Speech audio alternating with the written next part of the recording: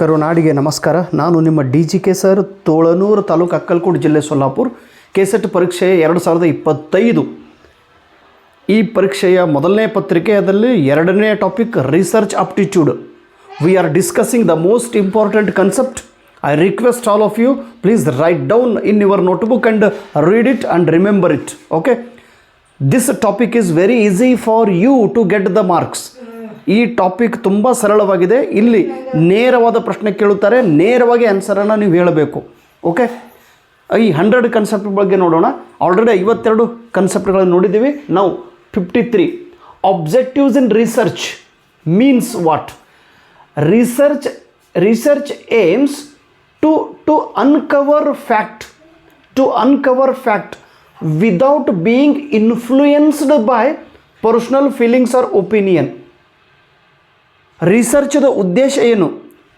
Objectives in research. ಒಂದು ಸಂಶೋಧನೆ ಮಾಡುವಾಗ ನಾವು ಏಕೆ ಸಂಶೋಧನೆ ಮಾಡಬೇಕು, ನಮ್ಮ ಸಂಶೋಧನೆಯ ಉದ್ದೇಶಗಳು ಯಾವುವು? ಒಂದು ಉದ್ದೇಶ ಇಟ್ಕೊಂಡು ನಾವು ಕೆಲಸ ಮಾಡ್ತಿರ್ತೀವಿ, ಒಂದು ಉದ್ದೇಶ ಇಟ್ಕೊಂಡು ಒಂದು ಸಂಶೋಧನೆ ಮಾಡ್ತಾ ಇರ್ತೀವಿ. ನಾವು ಯಾವುದೇ ಕೆಲಸ, ನೀವು ಕೂಡ ನನ್ನ ವಿಡಿಯೋ ಯಾಕೆ ನೋಡ್ತಾ ಇದ್ದೀರಿ? ಕೆಸೆಟ್ ಪರೀಕ್ಷೆ ಪಾಸ್ ಮಾಡೋದು, ಇದು ನಿಮ್ಮ ಉದ್ದೇಶ ಇದೆ. ಪ್ರತಿಯೊಂದು ಕೆಲಸದ ಹಿಂದೆ ಒಂದು ಉದ್ದೇಶ ಇರುತ್ತದೆ. ಇಲ್ಲಿ ಸಂಶೋಧನೆ ಮಾಡುವಾಗ ಒಂದು ಉದ್ದೇಶ ಇಟ್ಕೊಂಡು ಸಂಶೋಧನೆ ಮಾಡಬೇಕಾಗುತ್ತದೆ. ಅದು ಯಾವ ಉದ್ದೇಶ? To uncover fact without being influenced by personal opinion. ಸತ್ಯವಾದ ಘಟನೆಯನ್ನು ಹೊರಗೆ ತೆಗೆಯುವುದು, ಇದು ಸಂಶೋಧನೆಯ ಉದ್ದೇಶವಾಗಿರುತ್ತದೆ. ಆದರೆ ಅನ್ಕವರ್ ದ ಫ್ಯಾಕ್ಟ್, ಸತ್ಯವನ್ನು ಹೊರಗೆ ತೆಗೆಯುವಾಗ ವೈಯಕ್ತಿಕ ವಿಚಾರಗಳು, ವೈಯಕ್ತಿಕ ಭಾವನೆಗಳು, ವೈಯಕ್ತಿಕ ಅಭಿಪ್ರಾಯಗಳು ಅದರ ಮೇಲೆ ಪರಿಣಾಮ ಬೀರಬಾರದು. ಅದು ಏನೈತಿ ಅದನ್ನಷ್ಟೇ ಹೊರಗೆ ತೆಗೆಯೋದು.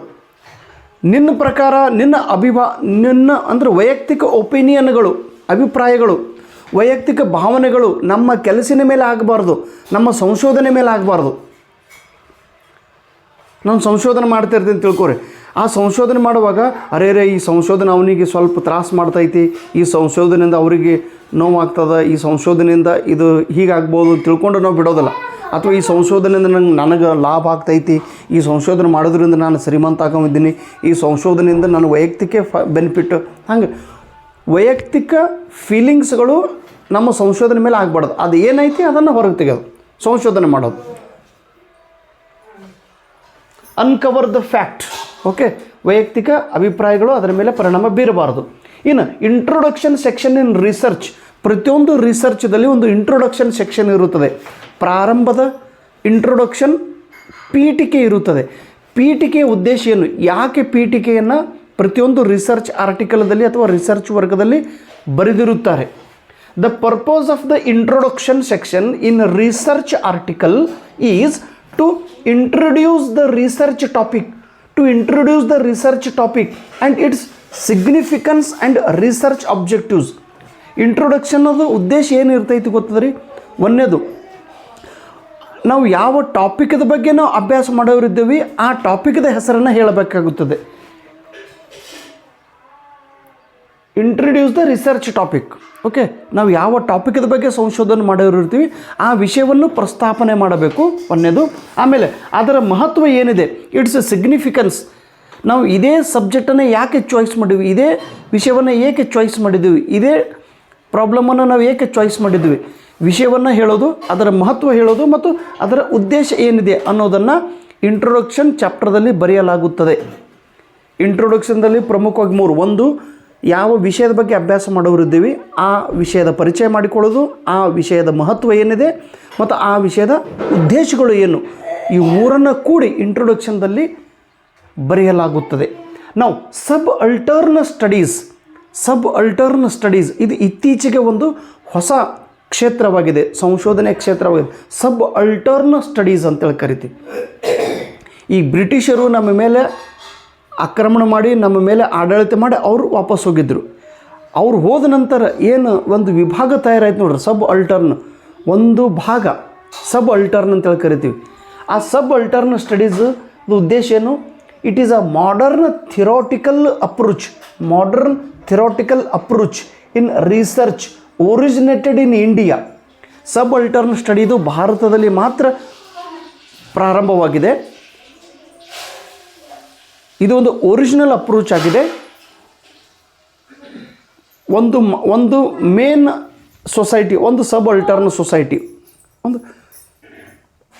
ಆ ಸಬ್ ಅಲ್ಟರ್ನ್ ಸೊಸೈಟಿ ಬಗ್ಗೆ ಸಂಶೋಧನೆ ಮಾಡುವಂಥ ಕೆಲಸಕ್ಕೆ ನಾವು ಸಬ್ ಅಲ್ಟರ್ನ್ ಸ್ಟಡೀಸ್ ಎಂದು ಕರೆಯುತ್ತೇವೆ.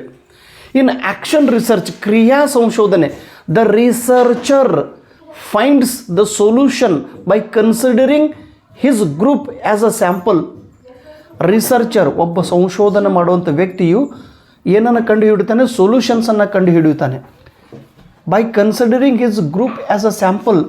ಆ್ಯಕ್ಷನ್ ರಿಸರ್ಚ್ ಇದು ಚಿಕ್ಕದಾಗಿರುತ್ತದೆ. ಚಿಕ್ಕ ಸ್ಥಳದಲ್ಲಿ ಒಂದು ಸಮಸ್ಯೆಯನ್ನು ಬಗೆಹರಿಸುವ ಸಲುವಾಗಿ ಆ್ಯಕ್ಷನ್ ರಿಸರ್ಚನ್ನು ನಾವು ಉಪಯೋಗ ಮಾಡುತ್ತೇವೆ. ನಾವು ಪೋಸ್ಟ್ ಪಾಸಿಟಿವಿಸ್ಟ್ ಅಪ್ರೋಚ್ ಎಂದರೆ ಏನು? ಪೋಸ್ಟ್ ಪಾಸಿಟಿವಿಸ್ಟ್ ಕರೆಕ್ಟಾಗಿ ನೆನ್ಪಿಡ್ರಿ. Emphasise in terms of research methodology. Post positivism approach ಎಂದರೆ research methodology incorporating multiple methods and perspective to enhance understanding. ಒಂದು ಕನ್ಸೆಪ್ಟನ್ನು ತಿಳಿದುಕೊಳ್ಳುವ ಸಲುವಾಗಿ ವಿವಿಧ ಮೆಥಡ್ಸ್ಗಳನ್ನು ಉಪಯೋಗ ಮಾಡುವ ಒಂದು ಪದ್ಧತಿಗೆ ಪೋಸ್ಟ್ ಪಾಸಿಟಿವಿಸ್ಟ್ ಅಪ್ರೋಚ್ ಎಂದು ಕರೆಯುತ್ತೇವೆ. ನಮಗೊಂದು ಕನ್ಸೆಪ್ಟನ್ನು ತಿಳ್ಕೊಳ್ಬೇಕಾಗಿದೆ. ಒಂದು ಕನ್ಸೆಪ್ಟನ್ನು ಅರ್ಥ ಮಾಡಿಕೊಳ್ಳುವಾಗ ನಾವು ಬೇರೆ ಬೇರೆ ಆ್ಯಂಗಲ್ದಿಂದ ಆ ಕನ್ಸೆಪ್ಟನ್ನು ಅರ್ಥ ಮಾಡಿಕೊಳ್ಬೇಕು. ಈಗ ನನ್ನ ಬಗ್ಗೆನೇ ನಿಮ್ಗೆ ತಿಳ್ಕೊಬೇಕಾಗಿತ್ತು, ವಿಡಿಯೋನು ನೋಡಿ ಅರ್ಥ ಮಾಡಿಕೊಳ್ಬೇಕು, ನನ್ನ ಬುಕ್ಕನ್ನು ಓದಿ ಅರ್ಥ ಮಾಡ್ಕೋಬೇಕು, ಆಮೇಲೆ ಪರೀಕ್ಷೆ ಪಾಸಾದವರು ವಿದ್ಯಾರ್ಥಿಗಳ ಅನುಭವಗಳನ್ನು ಕೇಳಿ ಅರ್ಥ ಮಾಡಿಕೊಳ್ಳಬೇಕು. ವ್ಯಕ್ತಿ ನಾನೇ, ಆದರೆ ನಾನು ಹೇಳುವ ಯೂಟ್ಯೂಬ್ ಚಾನಲ್ದ ಮೂಲಕ, ನಾನು ಬರೆದಿರೋ ಬುಕ್ಗಳ ಮೂಲಕ, ಅಥವಾ ನನಗೆ ಪರಿಚಯ ಇರುವ ವ್ಯಕ್ತಿಗಳ ಅವರ ಒಪಿನಿಯನ್ ಪ್ರಕಾರ, ಅಥವಾ ಪರೀಕ್ಷೆ ಪಾಸಾದ ವಿದ್ಯಾರ್ಥಿಗಳ ಪ್ರಕಾರ ನೀವೆಲ್ಲ ಮಾಹಿತಿಯನ್ನು ಕಲೆ ಹಾಕಿದ ಮೇಲೆ ಪೋಸ್ಟ್ ಪಾಸಿಟಿವಿಸ್ಟ್ ಅಪ್ರೋಚನ್ನು ಬೆಳೆಯುತ್ತದೆ. Emphasise in terms of research methodology incorporating multiple methods. ಒಂದೇ ಮೆಥಡಲ್ಲ, ಬೇರೆ ಬೇರೆ ಮೆಥಡ್ಸ್ಗಳನ್ನು ಯೂಸ್ ಮಾಡಿ ಆ್ಯಂಡ್ ಪರ್ಸ್ಪೆಕ್ಟಿವ್, ಬೇರೆ ಬೇರೆ ದೃಷ್ಟಿಕೋನದೊಳಗೆ ಅದನ್ನು ಅರ್ಥ ಮಾಡಿಕೊಳ್ಳಬೇಕಾಗುತ್ತದೆ. ಇದಕ್ಕೆ ಪೋಸ್ಟ್ ಪಾಸಿಟಿವಿಸ್ಟ್ ಅಪ್ರೋಚ್ ಎಂದು ಕರೆಯುತ್ತೇವೆ. ಇನ್ನು ಸರ್ವೆ ಮೆಥಡ್, ಸರ್ವೇಕ್ಷಣೆ ಪದ್ಧತಿ. It gathers data from a large number of cases at a particular time. Survey method ಅಂತ ಹೇಳ್ರಿ, ಒಂದು ನಿರ್ದಿಷ್ಟ ಸಮಯದಲ್ಲಿ ಅತಿ ಹೆಚ್ಚು ಜನರ ಅಭಿಪ್ರಾಯವನ್ನು ಸಂಗ್ರಹ ಮಾಡುವುದಕ್ಕೆ, ಅತಿ ಹೆಚ್ಚು ಜನರ ಡಾಟಾವನ್ನು ಸಂಗ್ರಹ ಮಾಡುವುದಕ್ಕೆ ಸರ್ವೆ ಮೆಥಡ್ ಎಂದು ಕರೆಯುತ್ತೇವೆ. ಈ ಇಲೆಕ್ಷನ್ ಪೀರಿಯಡ್ದೊಳಗೆ ಇಲೆಕ್ಷನ್ ರಿಸಲ್ಟ್ ಡಿಕ್ಲೇರ್ ಆಗೋಕ್ಕಿಂತ ಮುಂಚೆ ಒಂದು TV ಚಾನಲ್ದವ್ರು ಸರ್ವೆ ಮಾಡ್ತಿರ್ತಾರೆ. ಈ ಕರ್ನಾಟಕದೊಳಗೆ ಯಾವ ಸರ್ಕಾರ ಬರ್ಬೋದು, ಸರ್ವೆ ಮಾಡುವಾಗ ಅಟ್ ಎ ಟೈಮ್ ಸರ್ವೆ ಮಾಡಿಬಿಡ್ತಾರೆ. ಬಿಜಾಪುರದ ವಾತಾವರಣ ಏನು, ಕಲಬುರಗಿ ವಾತಾವರಣ ಏನು, ಬೀದರ್ದೇನು, ಮೈಸೂರದು ವಾತಾವರಣ ಏನು, ಧಾರವಾಡದೇನು, ಮಂಗಳೂರದ ವಾತಾವರಣ ಏನು, ಕೊಪ್ಪಳದ ವಾತಾವರಣ ಏನು, ಹುಬ್ಬಳ್ಳಿದ ವಾತಾವರಣ ಏನು, ಅಟ್ ಎ ಟೈಮ್ ಅದನ್ನು ವಿಷಯವನ್ನು ಜನರ ಕಡೆಯಿಂದ ಸರ್ವೆಯನ್ನು ಮಾಡುತ್ತಾರೆ.